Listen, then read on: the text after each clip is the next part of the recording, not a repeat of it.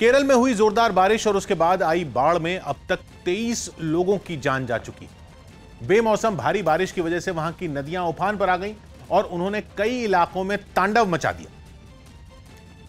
जिसकी सबसे डरावनी तस्वीरें कोट्टायम से सामने आई। वहां तो एक पूरा मकान ही सैलाब में समा गया। सैलाब की ताकत इतनी थी कि उसके आगे ईंट, पत्थर और कंक्रीट से बने इस मकान ने भी दम तोड़ दिया। सड़क के किनारे बना ये मकान नींव समेत उखड़ गया और देखते ही देखते नीचे नदी में जा गिरा। कुछ सेकंड के अंदर इस घर का नामो निशान तक मिट गया।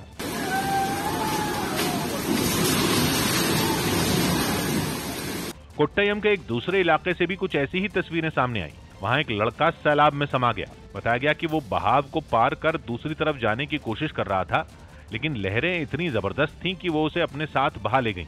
जान बचाने के लिए वो काफी देर तक हाथ पैर मारता रहा, लेकिन सैलाब के सामने उसकी एक न चली। हालांकि बारिश और बाढ़ के बीच कुछ हैरान करने वाली तस्वीरें भी सामने आई।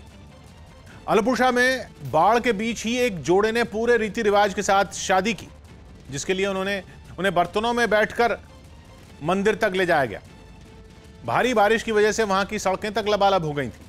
हर तरफ इतना पानी भरा था कि नदी और सड़क का अंतर करना भी मुश्किल था। ऐसे में दूल्हे और दुल्हन के सामने वक्त पर मंदिर तक पहुंचने का संकट पैदा हो गया। लेकिन दोनों के घर वालों ने अनोखी तरकीब निकाली और खाना बनाने में इस्तेमाल होने वाले बर्तन को ही नाव बना दिया। दोनों को उस बड़े से बर्तन में बैठाकर एक एक कर मंदिर तक पहुंचाया गया, जहां उन्होंने शादी की रस्में पूरी की। सौभाग्य की बात है कि केरल में 3 दिन पहले भारी बारिश होने लगी, क्योंकि अरब सागर में लक्षद्वीप के पास समंदर में छोटा मोटा तूफान बन गया था, जिसकी सबसे ज्यादा मार केरल के दक्षिण में कोट्टयम, पतनमतिट्टा और इडुक्की जिलों पर पड़ी। और इडुक्की में तो 2-3 जगह बादल फट गए, जिसकी वजह से वहां की मिट्टी वाली पहाड़ियों का मलबा गांवों में घुस गया, जो मौतों की सबसे बड़ी वजह बना, क्योंकि बहुत से लोग मलबे में ही दफन हो गए।